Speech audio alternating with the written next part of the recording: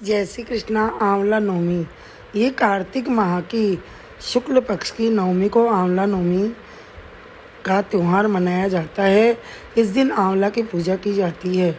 इसकी कथा इस प्रकार है।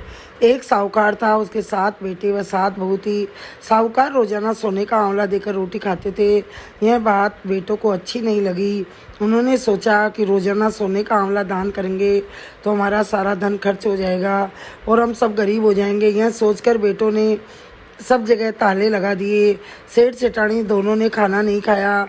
वो दोनों आंवला दान करके ही खाना खाते थे। वे भूखे ही रात को घर से निकल गए। दोनों पैदल जा रहे थे, बहुत दूर निकल गए। आंवला भगवान ने सोचा कि ये दोनों मेरे नाम से घर से निकले हैं, अगर इनको नहीं बचाएंगे तो कलयुग में हमें कोई नहीं मानेगा। सेठ सेठानी जंगल में एक पेड़ के नीचे जाकर सो गए। आधी रात को आंवला भगवान आए और सपने में कहा कि सेठ जी आंखें खोलो, मैं आंवला भगवान हूँ, देखो तुम्हारा संकल्प पूरा हुआ। यहाँ हरे भरे आंवले का वृक्ष है, तुम दान करके खाना खाओ। भगवान ने उनको दर्शन दिए और आंवले का पेड़ लगा गए। सेठ सेठानी उठे तो देखा कि वहाँ पर हरे भरे आंवले का वृक्ष लगा हुआ है, मोटे मोटे आंवले लगे हुए हैं। दोनों बहुत खुश हुए और आंवले तोड़कर 1.25 किलो आंवला रोजाना दान करके खाना खा लेते। साहूकार ने वहाँ के राजा से पूछा कि हम इस नगर में रहना चाहते हैं। राजा भी बड़ा धर्मात्मा था, उसने भी उनको रहने के लिए जगह दे दी। अब सेठ सेठानी रोजाना 1.25 किलो आंवला दान करके और बाकी आंवले बेचकर गुजारा करते। अब थोड़े दिनों बाद ही साहूकार तो बहुत बड़ा धनवान बन गया, बहुत सारे नौकर चाकर हो गए। उसका नाम ही आंवला सेठ हो गया। सारी नगरी का नाम भी आंवला नगरी ही हो गया। साहूकार सभी दीन दुखियों की सेवा करता, वह सभी को काम में लगा लेता था। बहुत सारी दुकानें कारखाने में मजदूरी के लिए जो भी आता उसे रख लेता था।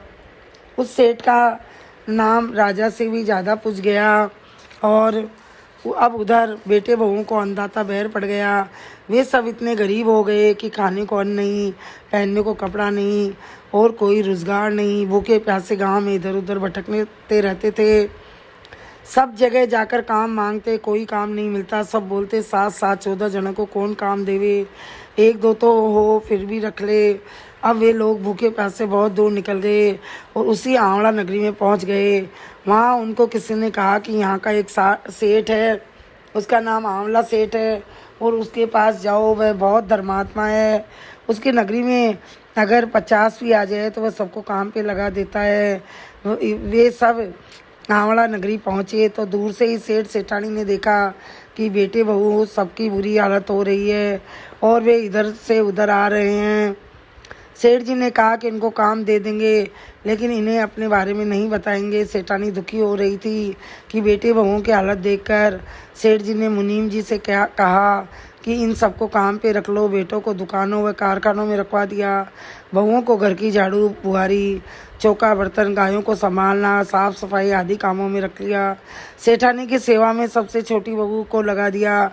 सबसे अच्छा भोजन व अच्छे वस्त्र दे दिए। सबको अच्छा भोजन व अच्छे वस्त्र दे दिए। लेकिन सेठ सेठानी ने किसी को नहीं बताया कि हम उनके माता पिता हैं। बहुत दिन हो गए। सर्दी में सेठानी छत पर नहा रही थी। छोटी बहू से कहा मेरी पीठ मसल दे। बहू पीठ मसलने लगी तो उसकी आंख से आंसू सेठानी के पीठ पर गिरा। तो सेठानी ने उसको पूछा कि तुमने अभी अभी मेरी पीठ पर क्या गिराया। वह घबरा गई और रोने लगी। सेठानी ने बात पूछी तो उसने बताया कि मैं शादी होकर आई थी, मेरे सास ससुर को मेरे जेठ जिठानी ने घर से निकाल दिया। मेरी जिठानियाँ बता रही थी कि सासू जी की पीठ पर सोने का मूस है। ये देखकर मुझे मेरी सासू की याद आ गई, इसलिए मेरी आंखों में आंसू आ गए। सेठानी यह सुनकर बड़ी दुखी हुई और सेठ जी से कहा कि अब मैं ममता की परीक्षा नहीं दे सकती। सेठानी की बात सुनकर सेठ जी ने सभी बेटे बहुओं को अपने सामने बुलाया तो बेटे बहुओं ने देखते ही माता पिता से हाथ जोड़कर माफ़ी मांगी, चरणों में गिर गए। अब आप हमें माफ़ कर दो। सेठ सेठानी ने बेटे बहुओं को गले से लगाया, सबको नहला धुलाकर अच्छे वस्त्र दिए। ये बात सारी नगरी में फैल गई कि साहूकार के 7 बेटे 7 बहू है। यह बात वहाँ के राजा जी तक पहुँची। राजा जी खुद आए और साहूकार से कहा तुमने तो कहा था कि तो हम दोनों अकेले हैं, हमारे कोई संतान नहीं है, आप तो रास्ते चलते हुए हर इंसान को बेटा बहू बनाकर रखने लग जाओ। तुम्हारे पास क्या सबूत है कि ये तुम्हारे बेटे बहू है? साहूकार ने कहा कि ठीक है। साहूकार ने गंगा के किनारे पूरे गांव को व राजा जी को बुलाया और सारे बेटे बहुओं व सेठ सेठानी सब इकट्ठे हुए। ओली तीर तो सेठ सेठानी खड़े हो गए और पहली तीर 7 बेटे व 7 बहुएं खड़ी हो गई।